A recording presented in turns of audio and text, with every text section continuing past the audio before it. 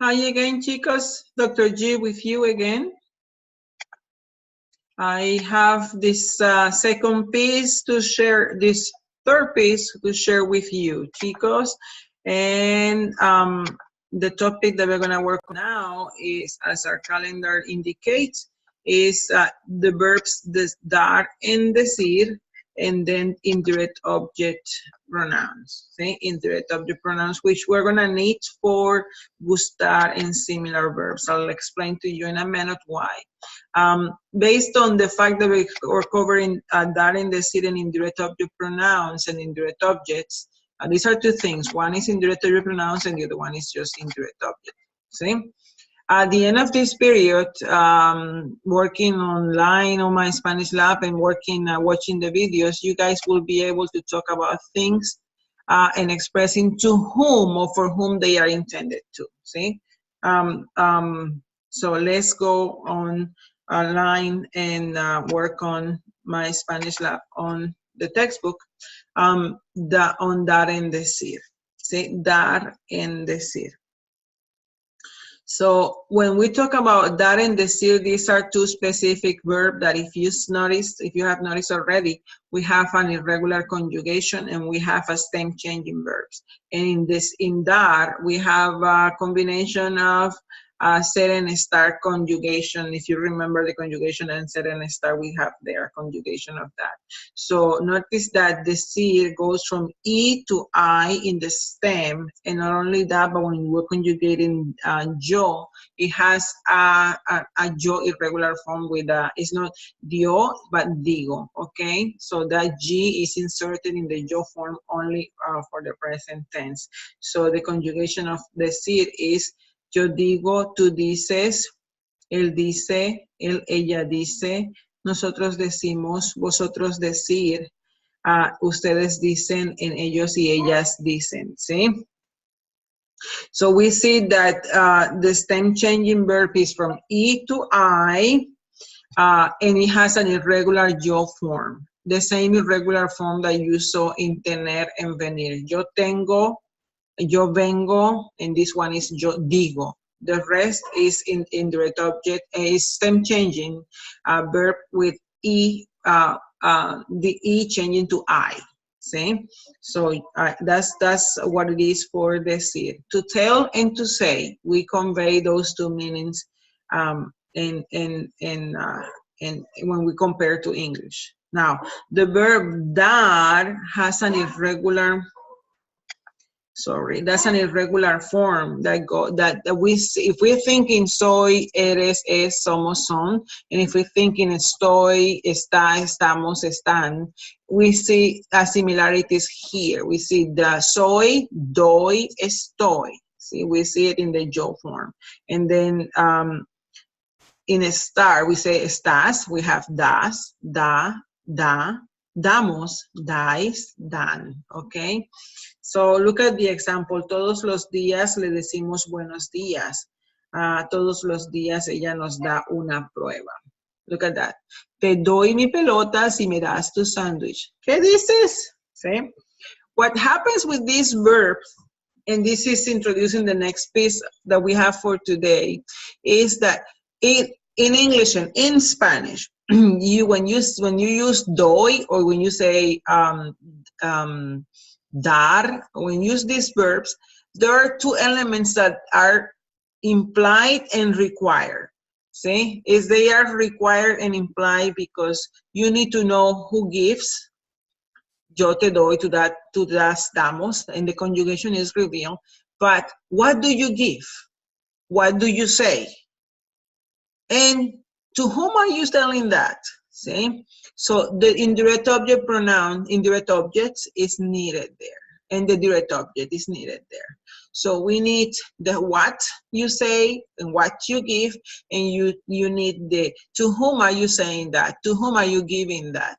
English has the same kind of like articulation in terms of this verb. So we are going to be needing to use these elements. And if you go back to the sentence that we have here, we not only have decimos. What do you say? What do we say? We say buenos días. And to whom are you saying that? to the profesora. That le and that a la profesora are revealing to whom you are saying that. And the second example is, and I'm gonna go to English so you guys better understand it. Let me reveal that. I cannot make it bigger, but every day she gives us a quiz. So what does she give? A quiz. To whom is for whom is the quiz? It's for us. So in Spanish, the same thing. When you say to give, da, damos, dan, you need what you are giving, and you need to know who are you giving it to.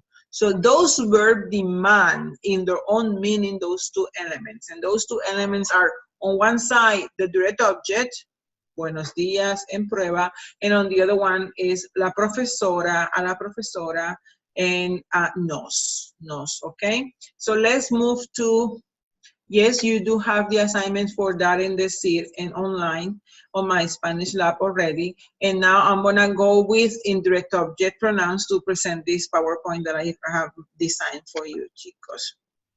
Okay. That's not the order, but I'm gonna start here. We have already studied pronouns, and the pronouns are subject pronouns, the one doing the one that replaces the doer of the action. So we have subject pronoun, and, let me get out of the way. Subject pronouns replaces the noun that does the action. So yo como, tú trabajas, ellos bailan, nosotros conversamos. So in that case, instead of saying Sara, I say ella trabaja. Instead of saying Maritza y yo, I say nosotras, okay? So those pronouns that you are seeing here on this column, they replace the doer of the action. Don't get confused. Those are different only to replace the doer of the action. The ones that we have studied in the second place were the direct object, the ones that are affected by the action directly, the ones that receive the action. See? Me, te, lo, la, nos, os, and los, las are those pronouns. And they replace that noun in the sentence that receives the action. If you hear the sentence, Anna opens the door, Anna opens the door. We have Anna and we have door. Anna is ella. Anna is the subject, is the doer of the action. So we could use ella to replace it and say ella opens, ella abre. And then la puerta, ella abre la puerta. Instead of saying la puerta, let's imagine that we ask a question, Ana abre la puerta, and then you answer, yes, she does it. She opens it.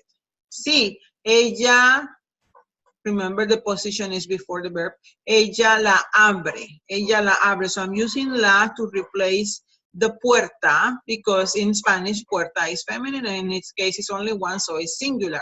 These are the pronouns that I use to replace that noun receiving directly the action, okay? And now we are working on indirect object pronouns. See, indirect object pronouns replace the noun for whom the object is for. So for whom the object is intended to. See? So when you say, and you notice that we have similarities here. We have me, te, le, nos, os, and les. And you see the LL pronouns are the only difference that we have here. So in the direct object is Lola, in the indirect object is le. And in the direct object is los, las for the plural, and les for the plural indirect object. So, and they correspond, ellos, los, las, and les, they go, we know they refer to the third person plural, while the le refers to the third person singular, okay? So now let's see more in detail what a direct object is. And I'm gonna give you that explanation with this part, see? Indirect object, for whom something is intended to. For whom that direct object is intended to. So, ¿me das esos libros a mí, por favor? ¿Me das esos libros a mí, por favor? Look, read this sentence, ¿sí? ¿Me das esos libros a mí, por favor? For whom are the what? What is being given here? The books, right? And they are intended for me. So, me and a mí, they those two are pieces of what we call indirect object. And in the me is indirect object pronoun. And a mí is called a prepositional phrase, which I'll explain in a minute later. Let's do this exercise with the other sentences. The answer to the question, would you give me those books, please? And for me, to me. And then the answer is, yes, I'll give them to you. So, see, I'm giving them to you now. The books are, now is the other person responding, and then is addressing it as you, not as me. Not as me. So, yo te doy los libros a ti. So, those two pieces go together, te and a ti, okay? This is the indirect object pronoun, and this is the prepositional phrase that clarifies or makes emphasis on the indirect object, for whom the books are, in this case, are. Or the answer would be no, no te doy los libros a ti. No te doy los libros a ti. Okay, I'm going to give those books to Catherine, see? Le doy los libros a Catherine, see? Now, let's pay attention to this. Catherine has revealed something that we need to pay attention a lot. A mí, me. A ti, te. A ti, te. See? You see that me, ti, te, they kind of like match each other in terms of spelling and pronunciation, but there is no such a thing, and only they go one-on-one. Me, te, ti, te, they go one-on-one, but le goes 1, 3, because le goes with a ella, a él, a usted. So that creates ambiguity. While in me, ti, we have emphasis. In this case, we are trying to avoid ambiguity. And let's go more on that. Look at this. When you say, mi padre me compra un libro a mí, the question that I have here, what is the action? What is the action? The action is compra, right? Compra. Okay. Who buys? Mi padre. See, mi padre compra. So that's the action and the doer of the action. Next question. What does he buy? ¿Qué compra? He buys a book. See, he buys a book. And that's the direct object. That's actually not the direct object pronoun. That's the direct object. And I'm gonna remove that P there because it's important to remove it. Let's go back here. Direct object. That's the direct object. And the last question, who is that book for? Who is that book for? It's for me. See, it's for me. Okay. So who buys it? In this case, it's my father. What does he buy? The book, and that's our direct object. And for whom is that book? Is for me. And me is emphasized by the prepositional phrase a mí. Okay? Me is the indirect object pronoun. It's the indirect object pronoun. And a mí, as I said, is the prepositional phrase that emphasizes for whom the object is. It is called prepositional phrase because it's the first element that we have is the preposition a. Okay? Let's do it again. See? Mi padre, now let's find out for whom is the book. Mi padre te compra un libro a ti. See? Te compra un libro a ti. It's for you. See? So we have a different direct object and a different indirect object pronoun. And the prepositional phrase changes to a ti because they go one-on-one. They correspond each other. Next one. Él nos compra un libro a nosotros. For whom is the book now? Who is the book for? It's for us. And we emphasize that saying a nosotros with the prepositional phrase over there. Now, let's find out who else he buys the book for. Who is the book for?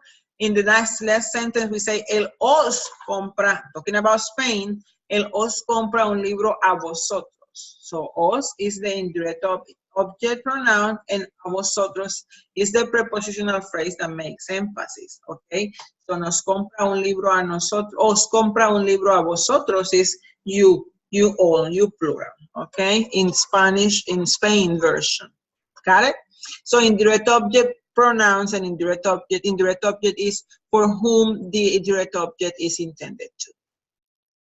And we already saw that. And that's it for now in terms of, I'm gonna open it, I'm gonna leave it there. So you guys see it. The indirect object pronouns and the subject pronouns and the direct object pronouns. So in this case, for whom the direct object is intended to. So who are the books for? Who is the homework for? Who do you do that for? See? That's it, chicos, for indirect objects and indirect object pronouns. Avoid ambiguity in le, remember. In les and le, these two, we have to avoid ambiguity because when you say les, which one do you imply? A ellos, a ellas, or a ustedes? When you say le, who are you talking about? Well, the prepositional phrase will help you clarify. A él, a ella, a usted. Okay, now go to my Spanish lab and work on these exercises that I have assigned for you. Bye.